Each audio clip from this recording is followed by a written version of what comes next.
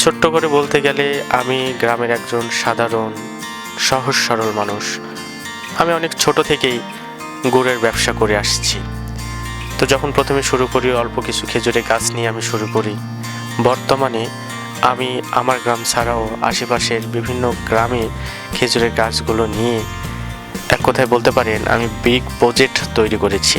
তার মানে আমার ইচ্ছে যে আমি এই সিজনে যে গুড় উৎপাদন করব সেই গুড় শুধু আমার গ্রাম বা আশেপাশে আমার যে গ্রামগুলো আছে সেগুলো ছাড়া আমার ইউনিয়ন ছাড়াও আমার এলাকায় আমার জেলা উপজেলা বিভিন্ন মানুষের গুড়ের চাহিদা মিটিয়েও কিন্তু আমি শহরেও কিন্তু গুড় সাপ্লাই দেওয়ার একটা সক্ষমতা রাখি। আমি একটা জিনিস বিশ্বাস করি, সেটা হচ্ছে আমি কখনো নকলে বিশ্বাসী না, আমি কখনো কোনো ভেজালে বিশ্বাসী না। আমি আমার খেজুরের গাছ রস থেকে শুরু করে গুড় অবধি, আপনারা জানেন রাত্রে যখন হাঁড়ি লাগানো হয় তখন কিন্তু বিভিন্ন পোকামাকড় প্রাণী পাখি তারা কিন্তু এসে রস খাওয়ার জন্য উপচে পড়ে। সেখানে কিন্তু আমি আমার হাঁড়ির রসের যে হাঁড়ি আছে সেখানে কিন্তু প্রোটেকশানে ব্যবহার করি, আমি নেট দিই।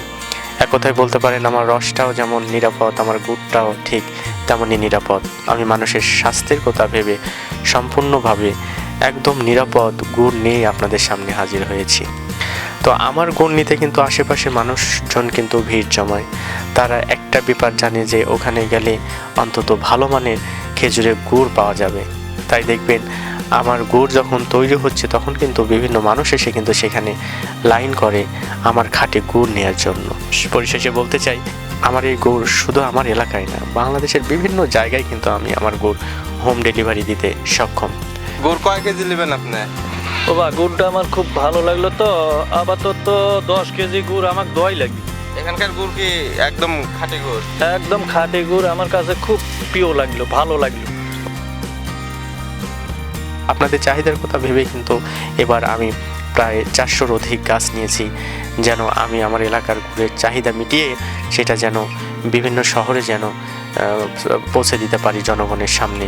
সেটাই কিন্তু আমার প্রধান কাম্য। আপনাদের বলবো যে আমার এই খাঁটি যে খেজুরের গুড় দেখতে পাচ্ছেন সেটা সম্পূর্ণ ভেজাল গুড়ের চেয়ে কিন্তু আলাদা। আপনারা বাজার থেকে যে গুড়টা আনবেন সেখানে অনেক কিছু মিক্স করা থাকে, সেটা আপনারা পরখ করবেন, এবং আমার খাঁটি গুড় যেখানে কোনো প্রকার ভেজাল নেই সেটা আপনারা পরখ করবেন। অবশ্যই পার্থক্য আপনারা বুঝতে পারবেন। সৃষ্টিকর্তা ব্যবসাকে হালাল করেছে, তাই হালাল ব্যবসা হালালভাবে টিকে রাখার জন্যই কিন্তু আমি সেখানে কোনো প্রকার ভেজাল বা আখের গুড় চিনি এগুলো মিক্স করি না। কারণ এলাকার মানুষের ভালো একটা আস্থা ভালোবাসা কিন্তু আমার প্রতি আছে। আমি চাই না সামান্য 2 টাকা লাভের জন্য নিজে সেই আস্থা ভালোবাসার জায়গাটা নষ্ট হোক। তাই আপনাদের আবারও প্রাণ খুলে বলতে পারি যে আমার এই খেজুরের গুড় আপনারা নেবেন, পরখ করবেন, এবং এদের স্বাদে গুণে একদম অতুলনীয়, একদম আলাদা। আমি চাই যে একবার আমার এই গুড়টা পরখ করে যেন আপনারা সিজনে এসে যেন আমাকে খুঁজেন যে সোহেল ভাইয়ের খাঁটি খেজুরের গুড় যেখানে পাবো সেখান থেকে আমরা নিব। প্রয়োজনে আপনারা আমার স্ক্রিনে দেওয়া যে নাম্বার আছে সেখানে আপনারা ফোন করবেন। আপনাদের বাড়ি অবধি আমার এই গুড় পৌঁছে দেওয়ার দায়িত্ব আমার। আপনারা ভালো জিনিসকে চিনুন, ভালো জিনিস পরখ করুন। আচ্ছা, আপনি কোন জায়গা থেকে আসছেন? এটা নাটোর থেকে আসছি বা। আপনি গুড় নেওয়ার জন্য আসছেন? হ্যাঁ, গুড়টা লওয়ার জন্য আসছি। গুড়টা খুব ভালো লাগলো, আমার খুব প্রিয় লাগলো। তাই? হ্যাঁ, তো এর আগেও লিয়ে যা আমি খাসি, খুব ভালো লাগিছে। তো এবারও ওই জন্য করলাম যে গুড় আপাতত 10 কেজি গুড় আপাতত আমাকে দাও। এখানকার গুড়ের তো কোনো ভেজাল নাই? কোনো ভেজাল নাই। গুড় একবার খুব খাইতেও খুব স্বাদ লাগে, গুড়টা খুব ভালো গুড়, একদম খাঁটি গুড়? একদম খাঁটি গুড়। তাই? কত সকালে আসছেন আপনি? আমি সকালে যাচ্ছি, এই ভোরে চলে যাচ্ছি এই গুড়ের জন্য। ফজর নামাজ পড়ে চলে যাচ্ছি, এই গুড় কোনো যে যা করতে গুড়টা সংগ্রহ করাই লাগবে। বুঝতে পারছি।